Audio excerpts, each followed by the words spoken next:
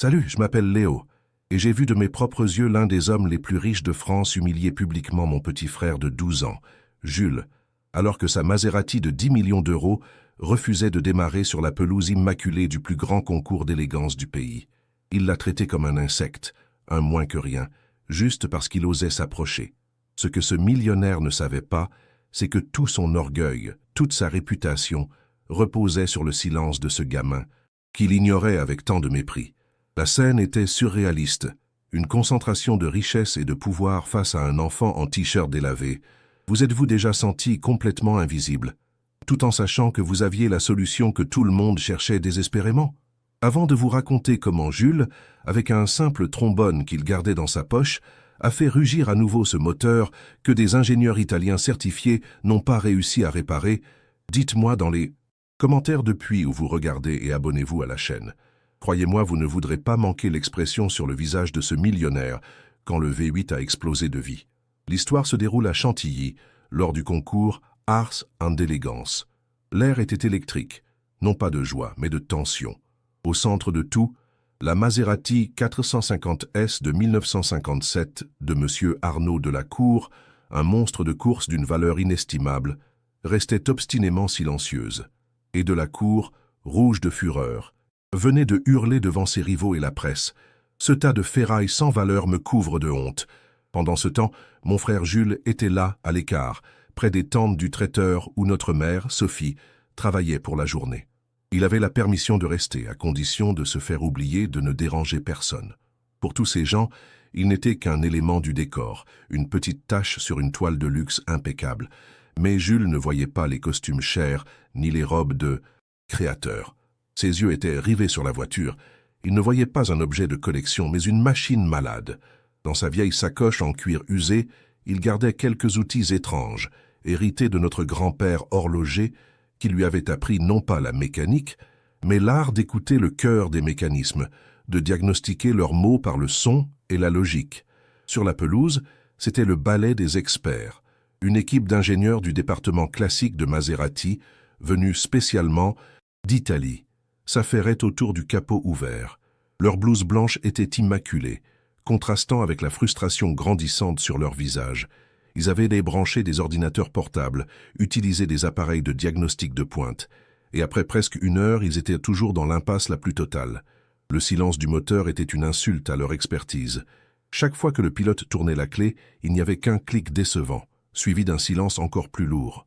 Le principal rival de Delacour, un industriel allemand, souriait à peine, un air de supériorité narquoise qui en disait long.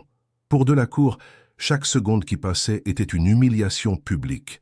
C'est à ce moment-là que Jules, n'y tenant plus, a fait quelques pas en avant. Il n'a rien dit, il voulait juste voir de plus près, sentir l'atmosphère autour du moteur. Il avait cette conviction silencieuse, cette intuition que les experts, avec leurs machines, manquaient quelque chose d'essentiel. Mais avant même qu'il puisse s'approcher à moins de 5 mètres, l'un des ingénieurs italiens s'est retourné, l'a vu et l'a intercepté d'un geste sec de la main. « Va jouer ailleurs, petit, ce n'est pas ta place ici », a-t-il lancé d'un ton sec et méprisant, sans même le regarder dans les yeux. J'ai vu notre mère, à distance, retenir son souffle, son visage blême de terreur à l'idée que nous allions être chassés. Jules, lui, n'a pas bronché. Il a simplement reculé, silencieusement, mais son regard n'a jamais quitté la Maserati. La tension a encore grimpé d'un cran. Les juges du concours commençaient à s'impatienter, tapotant leurs montres de luxe. La foule, d'abord curieuse, murmurait maintenant ouvertement, certains avec pitié, d'autres avec un plaisir non dissimulé. Le soleil tapait fort, faisant briller le chrome des autres voitures, toutes prêtes à défiler, sauf la pièce maîtresse de la collection Delacour. Finalement, l'ingénieur en chef s'est approché du millionnaire, a essuyé son front avec un mouchoir et, dans un murmure qui semblait pourtant résonner sur toute la pelouse, a prononcé la phrase fatidique « Monsieur, je suis désolé, nous ne trouvons pas la panne, il va falloir la remorquer ». C'était le verdict final, l'humiliation suprême. Le visage de Delacour est passé du rouge au violet. C'était la fin de son rêve de remporter enfin le Best of Show. À cet instant précis, j'ai vu le masque de l'homme d'affaires puissant se fissurer, révélant une vulnérabilité presque enfantine. Le silence sur la pelouse était assourdissant, rompu seulement par le chant lointain des oiseaux et le murmure gêné des spectateurs. Les ingénieurs italiens, le visage défait, rangeaient leurs outils avec une lenteur cérémonieuse, comme s'ils enterraient un espoir. Chaque seconde qui passait semblait étirer l'humiliation de Delacour à l'infini. Il était là, immobile au milieu de sa fortune, de son pouvoir, mais complètement impuissant face à un fil, électrique récalcitrant. Son rival allemand ne souriait plus ouvertement, il affichait désormais un air de componction feinte, ce qui était encore pire. C'était le spectacle de la chute d'un titan, et tout le monde, de l'oligarque au simple serveur, en était le témoin privilégié. Puis quelque chose a basculé dans les yeux de Delacour. La défaite s'est muée en une rage froide et sarcastique. Son regard a balayé la foule et s'est posé sur mon frère Jules, qui se tenait toujours là, immobile, son attention entièrement captivée par la voiture. Un rire sec, dépourvu de toute joie, a éclaté de sa gorge. « Quoi » a-t-il lancé d'une voix forte, s'adressant à tout le monde et à personne en particulier. « Le gamin là-bas, il regarde ma voiture comme s'il pouvait lui parler. Très bien !» Il a fait un geste ample et théâtral de la main vers Jules. « Laissez-le approcher, laissez le petit génie jeter un œil. Après tout, l'humiliation ne peut pas être pire que ça, n'est-ce pas ?» La foule a d'abord hésité, puis quelques rires étouffés ont fusé. Mon frère était devenu le clou du spectacle, la dernière blague d'un homme riche et désespéré. Jules, cependant, n'a pas semblé entendre le sarcasme. Il n'a pas vu la moquerie. Il a simplement perçu l'invitation. Il a hoché la tête, un geste presque imperceptible, et s'est avancé. Il marchait lentement, avec une concentration qui contrastait violemment avec l'atmosphère de cirque qui s'installait. Ses vieilles baskets s'enfonçaient dans l'herbe manucurée où seules des chaussures italiennes à 1000 € avaient le droit de poser le pied. Les ingénieurs se sont écartés, les bras croisés, des sourires de pur mépris sur les lèvres. Ils le regardaient comme on regarde un animal curieux. Pour eux, c'était l'ultime insulte. Après l'échec de leur science, on laissait place à la superstition, à la fantaisie d'un enfant. J'ai senti mon propre sang bouillir de rage, mais je suis resté cloué sur place, incapable de bouger, de parler.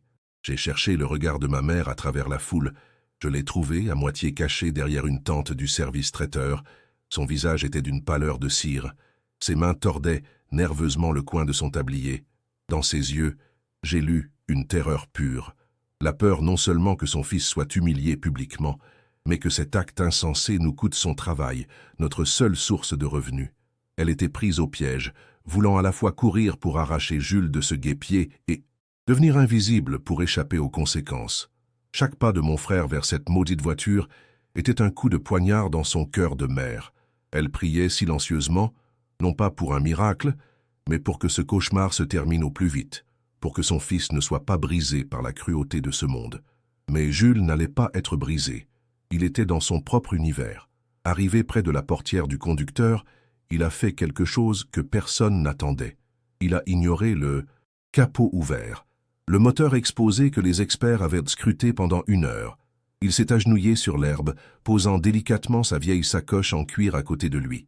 Puis, il s'est penché et a collé son oreille contre le bas de caisse de la voiture, juste en dessous du tableau de bord.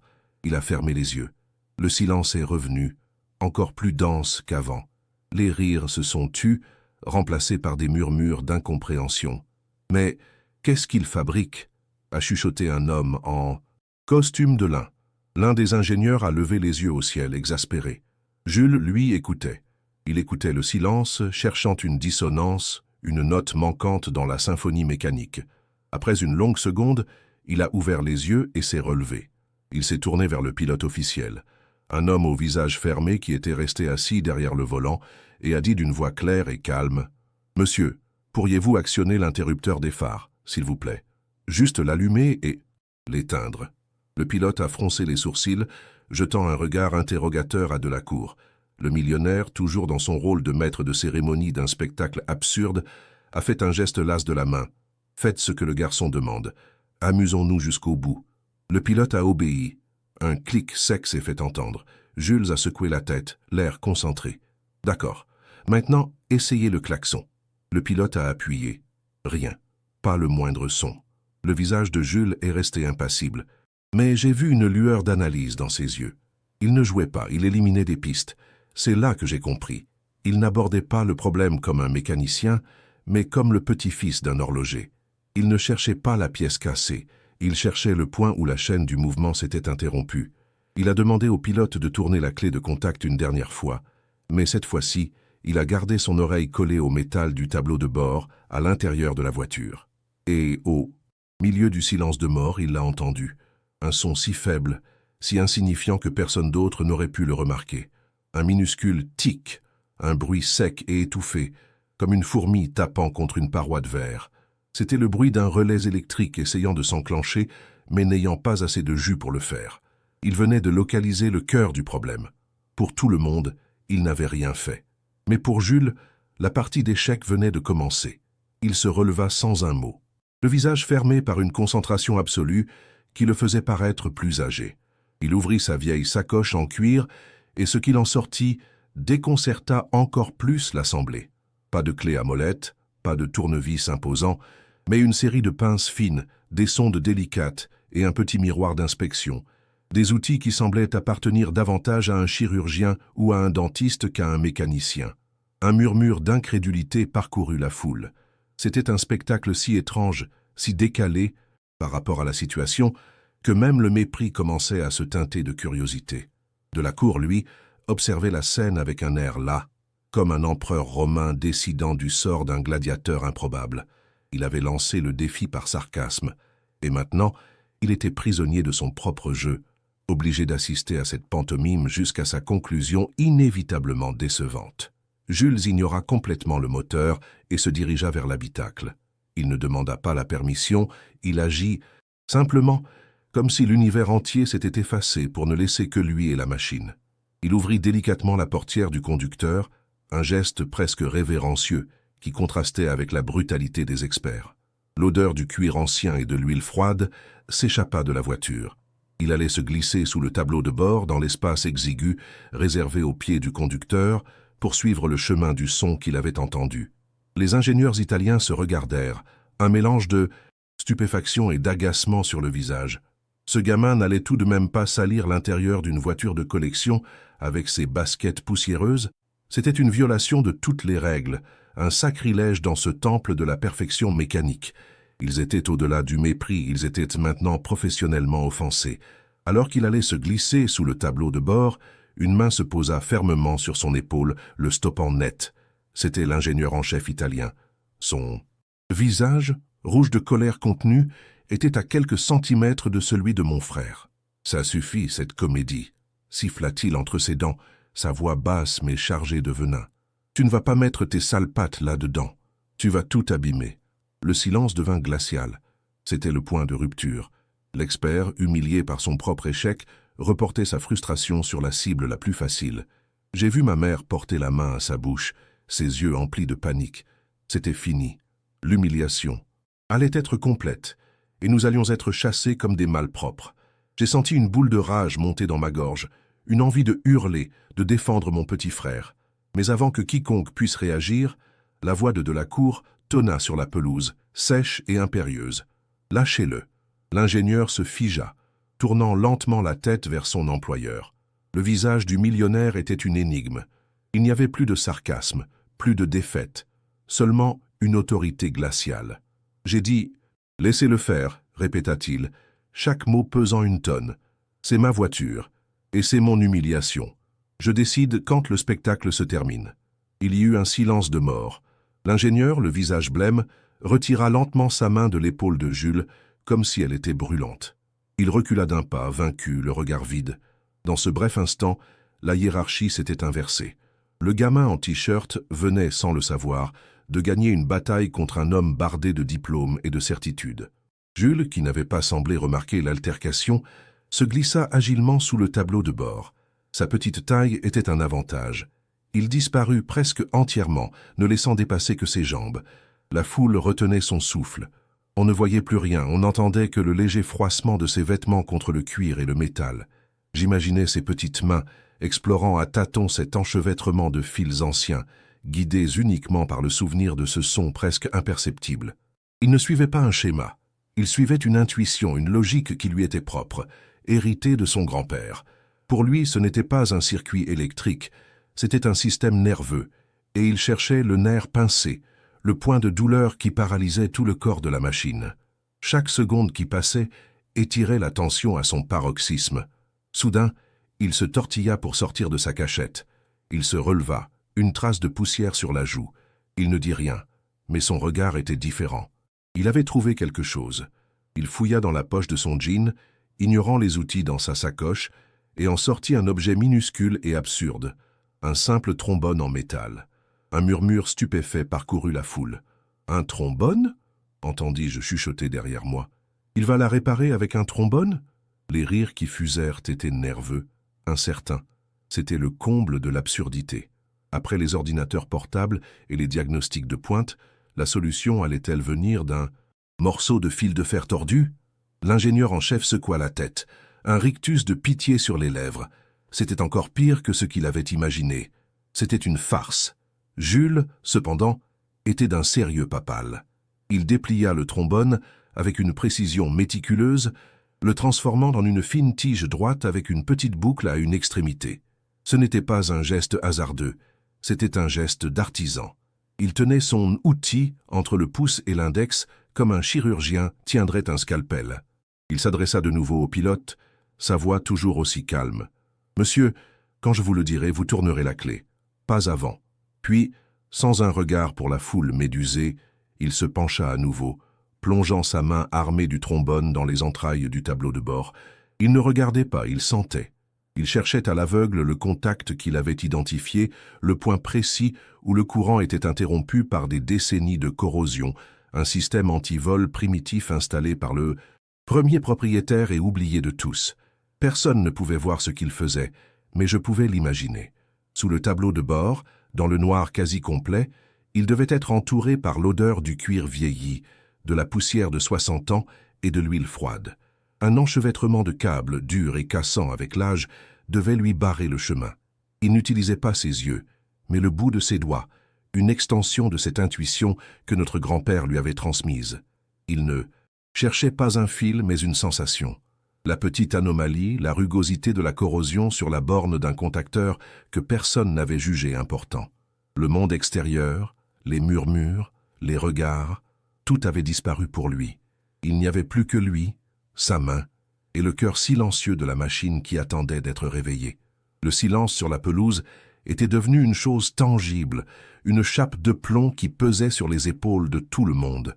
Les quelques rires moqueurs s'étaient éteints, remplacés par une curiosité nerveuse, presque superstitieuse. Les gens se penchaient en avant, comme pour essayer de voir à travers le métal de la voiture. Même l'industriel allemand, le grand rival de Delacour, avait perdu son sourire narquois. Son visage était maintenant impassible, ses yeux fixés sur la portière ouverte, comme s'il ne pouvait pas croire à ce qu'il voyait. La blague était terminée. L'humiliation de Delacour s'était transformée en un drame collectif, dont personne ne voulait rater le dénouement. Tout le poids de l'événement, de cette journée de luxe et de prestige, reposait maintenant sur les épaules invisibles d'un gamin de 12 ans. Je jetai un regard aux ingénieurs italiens. Ils se tenaient en petits groupes, les bras toujours croisés, mais leur posture avait changé. Le mépris avait fait place à une sorte de fascination horrifiée. Leur visage était un mélange complexe de doute, d'agacement et, je crois, d'une infime parcelle d'espoir. En tant que professionnel, il devait souhaiter son échec pour ne pas perdre la face. Mais en tant qu'amoureux de la mécanique, une partie d'eux devait prier pour que ce gamin réussisse l'impossible.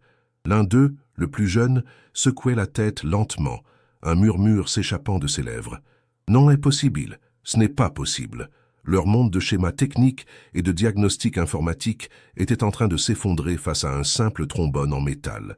Quant à Monsieur Delacour, il était devenu une statue. Fini le sarcasme, fini la colère théâtrale. Il se tenait droit à côté du capot de sa voiture, les mains serrées en poings si forts que ses jointures étaient blanches. Son visage était une toile vierge, vidé de toute expression, mais ses yeux trahissaient une tension insoutenable. Il ne respirait presque plus.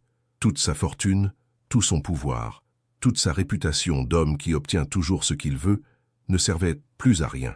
Il était redevenu un simple spectateur, totalement impuissant, son destin suspendu au geste d'un enfant qu'il avait méprisé quelques minutes plus tôt. À cet instant, il n'était plus le millionnaire, le magnate, le collectionneur. Il était juste un homme, seul et vulnérable, attendant un verdict. Puis nous avons entendu un léger bruit de frottement venant de l'intérieur de la voiture, un son presque imperceptible, le grattement du métal du trombone contre un autre métal. Jules avait trouvé ce qu'il cherchait. J'imaginais ses doigts, agiles, habitués à la minutie des mécanismes d'horlogerie, positionnant la tige de métal avec une précision chirurgicale pour créer un pont, un shunt, pour contourner la connexion défaillante. Ce n'était pas un acte de force, mais un acte de pure logique et de finesse. Il ne réparait pas la pièce, il redonnait vie au circuit, il rétablissait le flux. C'était un geste d'une simplicité désarmante, mais qui contenait toute la philosophie de notre grand-père. Comprendre le chemin, pas seulement la pièce. Le petit clic du contact qui se faisait a été entendu par lui seul. Lentement, Jules a retiré sa main.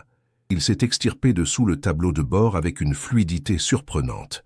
Une petite tache de graisse marquait sa joue comme une décoration de guerre. Il s'est relevé, a essuyé ses mains sur son jean et a ignoré la foule, les ingénieurs et même de la cour. Son regard a trouvé celui du pilote, qui était resté figé sur son siège, les mains crispées sur le volant. Jules n'a pas dit un mot. Il a simplement hoché la tête. Un seul mouvement, sec et précis. Un signal qui disait tout. C'est bon. Allez-y. Le pilote a dégluti, ses yeux passant de Jules à la clé de contact. Le monde entier semblait s'être arrêté, suspendu à ce simple geste, à cette communication silencieuse entre un enfant et un professionnel. Mon propre cœur battait si fort dans ma poitrine que j'avais l'impression que tout le monde pouvait l'entendre. J'ai osé regarder ma mère. Elle n'avait pas bougé, mais elle avait maintenant les yeux fermés, ses lèvres remuant dans une prière silencieuse. Elle ne supportait pas de regarder. C'était l'instant de vérité, le moment où tout allait basculer, dans un sens ou dans l'autre. Le pilote a pris une profonde inspiration. Ses jointures sont devenues encore plus blanches, alors qu'il serrait la clé entre ses doigts. Il a tourné son poignet. Le clic de la clé dans le contact a résonné dans le silence de mort comme un coup de feu. Pendant une fraction de seconde, une éternité, il ne s'est rien passé. Le silence est resté lourd, absolu, écrasant. Et puis, le démarreur a toussé une fois. Un hoquet métallique, un instant de doute qui a fait retenir son souffle à toute l'assemblée. L'échec. J'ai senti mon estomac se nouer. Mais ce n'était pas un échec, c'était une inspiration. L'instant d'après, le V8 de la Maserati a explosé dans un rugissement assourdissant, un tonnerre qui a fait trembler l'herbe sous nos pieds et vibrer l'air de Chantilly. Ce n'était pas le son d'un moteur qui démarre, c'était le cri d'une bête ressuscitée, pure, parfaite et d'une puissance sauvage. Le son n'était pas juste mécanique, il était triomphal. Il a balayé le silence, l'humiliation et le mépris en une fraction de seconde, remplissant l'espace d'une seule et unique vérité. La machine était vivante. Le rugissement du moteur s'est stabilisé en un ralenti parfait, un grondement grave et régulier, mais la foule, elle, est restée figée dans un silence de pure stupéfaction. C'était comme si le son avait pétrifié tout le monde sur place. Les visages étaient des masques d'incrédulité. J'ai cherché des yeux monsieur de la cour. Son visage n'était plus une énigme. Sa mâchoire pendait littéralement, ses yeux grands ouverts fixaient le capot vibrant de sa voiture comme s'il voyait une apparition. L'arrogance, la colère, le sarcasme, tout avait été effacé. Il ne restait qu'un homme complètement abasourdi, son univers de certitude venant de s'effondrer. Son rival allemand, à quelques mètres de là, avait l'air d'avoir vu un fantôme, son expression de supériorité remplacée par un vide total. Mon regard s'est ensuite tourné vers les ingénieurs italiens. Ils étaient regroupés, immobiles, comme une statue de la défaite. Leur visage était une étude fascinante de conflits intérieurs. Le mépris avait disparu, remplacé par un choc professionnel si profond qu'il en était presque comique. Ils regardèrent le moteur, puis Jules, puis le vide, comme si leur cerveau refusait de traiter l'information. Leurs années d'études, leurs manuels, leurs ordinateurs de diagnostic, tout venait d'être anéanti par un gamin de 12 ans et un trombone. Sur le visage de l'ingénieur en chef, celui qui avait attrapé mon frère par l'épaule, j'ai vu quelque chose de nouveau. Non pas de la colère, mais une sorte de respect terrifié, l'expression d'un homme qui vient de réaliser les limites de son propre savoir. Et Jules, au milieu de ce chaos émotionnel, il était le seul point de calme dans l'ouragan. Le rugissement du moteur ne semblait même pas l'impressionner. Il a simplement reculé d'un pas, un geste mesuré, et a sorti le trombone maintenant légèrement tordu de sous le tableau de bord. Il l'a regardé un instant, puis l'a remis tranquillement dans sa poche comme si de rien n'était. Il a jeté un dernier coup d'œil à la voiture, non pas avec la fierté d'un vainqueur, mais avec la satisfaction tranquille d'un artisan qui a bien fait son travail. Il n'a pas cherché les regards, ni les applaudissements. Pour lui, le problème était résolu. Le puzzle était terminé. Le reste n'était que du bruit. C'est alors que le silence de la foule s'est brisé. Ce ne fut pas progressif. Ce fut une explosion. Un seul applaudissement a éclaté, suivi instantanément par une vague, un tonnerre de mains qui frappaient les unes contre les autres. Ce n'étaient pas les applaudissements polis et réservés d'un événement de luxe. C'était une ovation brute, passionnée, presque sauvage. Les gens applaudissaient à tout rompre. Certains criaient « Bravo !» D'autres sifflaient d'admiration.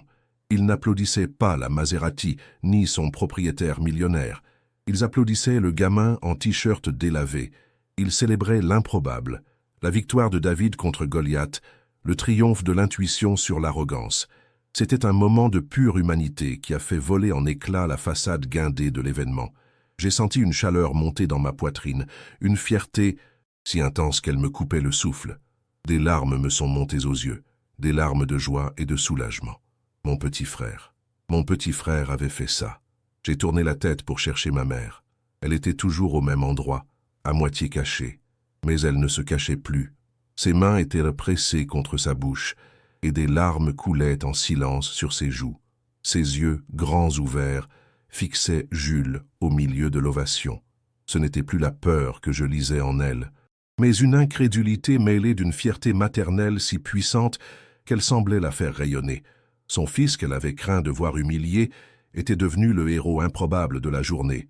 L'ovation a continué, mais un mouvement a attiré l'attention de tous. Monsieur de la Cour a commencé à marcher. Il n'est pas allé vers sa voiture pour savourer le son du moteur. Il n'a pas fait de signe à la foule. Lentement, avec une solennité que personne ne lui connaissait, il a traversé la pelouse. La foule s'est écartée sur son passage, créant un chemin pour lui. Sa démarche n'avait plus rien de l'homme pressé et arrogant d'il y a une heure. Il marchait comme un pèlerin, ses yeux fixés sur une seule personne, Jules. Il s'est approché de mon frère, qui se tenait là, un peu dépassé par la tension, et s'est arrêté juste devant lui.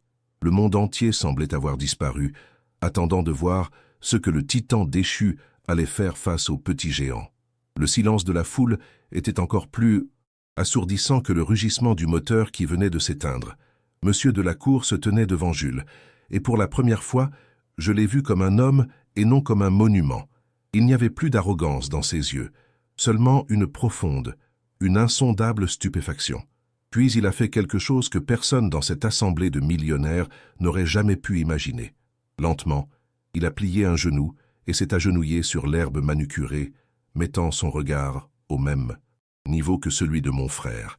Sa voix, quand il a parlé, était rauque, brisée par l'émotion. « Comment » a-t-il commencé, incapable de finir sa phrase. « Comment as-tu su » Le monde entier, avec ses hiérarchies et ses règles, venait de s'inverser sur cette pelouse. Le titan s'agenouillait devant l'enfant. Jules, qui semblait le seul à ne pas comprendre la portée symbolique de ce geste, a simplement haussé les épaules. « Le son n'était pas bon », a-t-il répondu d'une voix simple. « Le courant ne passait pas au bon endroit. C'était juste un contact oublié. » Il a dit cela avec la même évidence que s'il expliquait que 2 et 2 font 4. Pour lui, il n'y avait pas de magie, seulement de la logique. De la Cour l'a regardé, a secoué la tête, comme pour chasser un rêve, puis il s'est relevé. D'un geste impérieux, il a fait signe au juge. Sans un mot, l'un d'eux lui a apporté le gigantesque trophée en argent du « Best of Show ». De la Cour l'a pris, a ignoré les photographes qui se pressaient et l'a placé délicatement entre les mains de mon frère. « Ceci n'est pas à moi, c'est à toi », a-t-il déclaré, sa voix forte et claire. « Aujourd'hui, le véritable Best of Show, c'est toi. » Mais il n'avait pas fini. Un membre du personnel lui a tendu un micro. De la Cour a fait face à la foule silencieuse et a parlé. « Aujourd'hui, j'ai été un imbécile. J'ai été arrogant et j'ai été aveugle, » a-t-il commencé, sa voix résonnant sur la pelouse. « J'ai appris une leçon que tout mon argent n'aurait jamais pu m'acheter. Pour m'assurer que cette leçon ne soit jamais oubliée et pour honorer le talent là où il se trouve vraiment, j'annonce aujourd'hui la création du Fonds d'ingénierie Jules. Un murmure a parcouru l'Assemblée.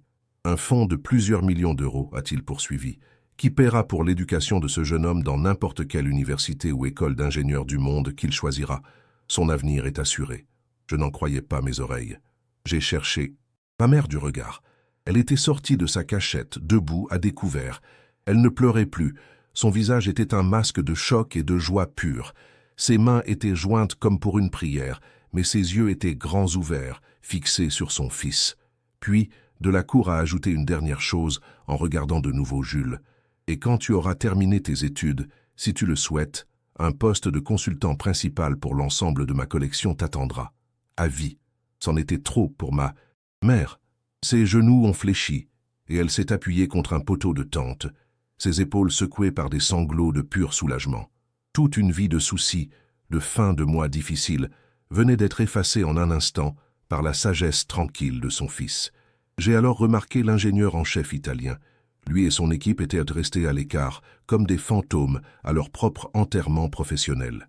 L'Italien s'est détaché du groupe et s'est approché lentement. Il ne s'est pas adressé à Delacour, mais à Jules. Il s'est incliné, un geste formel et plein de respect. « Jeune homme, a-t-il dit dans un français hésitant mais sincère, je vous demande pardon, pour mes paroles, pour mon arrogance. Aujourd'hui, vous nous avez à tous donné une leçon que nous n'oublierons jamais. » Quant au rival allemand, il n'y avait plus de sourire narquois. Il a simplement regardé la scène, a secoué la tête avec un air de défaite totale, et est parti sans un mot. Il n'avait pas perdu un concours, il avait assisté à quelque chose qui dépassait sa compréhension.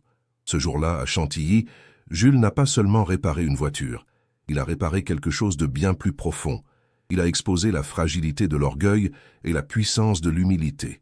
En rentrant ce soir-là, avec le trophée massif prenant toute la banquette arrière de notre vieille voiture, j'ai regardé mon petit frère, endormi, une trace de graisse toujours sur la joue, son trombone fétiche de retour dans sa poche. J'ai compris la vérité qui avait éclaté sur cette pelouse de luxe. Le véritable génie ne se mesure pas à un diplôme, à un costume ou à un compte en banque. Il se mesure à la clarté de voir la vérité la plus simple, celle que l'arrogance par nature nous rend toujours aveugles. Ce jour-là n'a pas été une fin mais un commencement. Le fonds d'ingénierie Jules n'était pas une promesse en l'air. En quelques semaines, l'argent était sur un compte bloqué, géré par un notaire, une somme qui a effacé toutes les angoisses de notre mère pour le reste de sa vie. Je me souviens l'avoir vue un matin, simplement assise à la table de la cuisine, un léger sourire aux lèvres, ne faisant rien. Pour la première fois de ma vie, je ne voyais plus la fatigue ni l'inquiétude graver ses traits. Elle était en paix. Quant à Jules, il a posé le trophée massif sur une étagère dans sa chambre, à côté d'une vieille horloge démontée. Pour lui, ce n'était pas un symbole de victoire, mais un objet mécanique, complexe et intéressant, un puzzle de plus à comprendre. L'argent et la gloire n'ont jamais semblé l'atteindre. Monsieur Delacour a tenu parole, et bien plus encore. Il est devenu une sorte de mentor improbable pour Jules, l'invitant non pas à des galas, mais dans ses ateliers privés. Je les ai vus une fois, le milliardaire en costume sur mesure et mon frère en jean, tous deux penchés sur un moteur V12 de Ferrari, discutant non pas de sa valeur, mais de la pureté de sa sonorité. Delacour avait appris à écouter. Il a même envoyé une lettre aux ingénieurs italiens, non pas pour les blâmer, mais pour leur dire qu'il avait instauré une nouvelle règle pour toutes ses équipes. Avant tout diagnostic électronique, il fallait 1 heure de diagnostic sensoriel, à l'écoute des machines. Il a transformé son humiliation en une philosophie. C'était sa façon de s'assurer que la leçon ne soit jamais oubliée, ni par lui, ni par les autres. Jules a suivi son chemin. Il a refusé les grandes écoles d'ingénieurs françaises, trop théoriques à son goût. Avec l'aide de Delacour, il est entré dans une petite université spécialisée en Suisse, réputée pour son approche pratique de la micromécanique. Il est devenu l'un de leurs étudiants les plus brillants, non pas en mémorisant des formules, mais en sentant les problèmes. Aujourd'hui, il conçoit des mouvements pour des montres de très haute horlogerie, des mécanismes dont la complexité défie l'imagination. Sur son bureau d'une propreté impeccable, à côté d'outils de pointe, il y a un petit bocal en verre. À l'intérieur, un simple trombone en métal, légèrement tordu. Un rappel constant que les solutions les plus élégantes sont souvent les plus simples, et que l'outil le plus important est celui que l'on ne peut pas acheter. Cette histoire, au fond, n'est pas celle d'une voiture ou d'un garçon prodige. C'est l'histoire de ce que l'on ne voit pas. C'est l'histoire de la valeur cachée dans les endroits que l'on ignore, du talent qui ne porte pas d'uniforme et du génie qui murmure au lieu de crier. Combien de Jules sont là autour de nous, ignorés parce qu'ils n'ont pas le bon diplôme, le bon nom de famille ou les bons vêtements? Combien de solutions sont perdues chaque jour parce que l'arrogance nous rend sourds à la petite voix de la vérité? Ce jour-là, sur cette pelouse de luxe, ce n'est pas un moteur qui a été réparé. C'est une injustice qui a été corrigée, ne serait-ce que pour un instant. Et cet instant a prouvé que la vraie puissance n'est pas de dominer, mais de savoir s'agenouiller pour écouter. Si vous connaissez quelqu'un qui a besoin d'entendre ce message de confiance en soi, quelqu'un qui a été sous-estimé ou qui se sent invisible, s'il vous plaît, partagez cette vidéo avec cette personne. Parfois, une histoire peut être l'étincelle qui rallume une flamme. N'oubliez pas de vous abonner pour d'autres récits sur la façon de trouver sa propre voie, même quand ce n'est pas celle que les autres attendent. Merci de m'avoir écouté jusqu'au bout.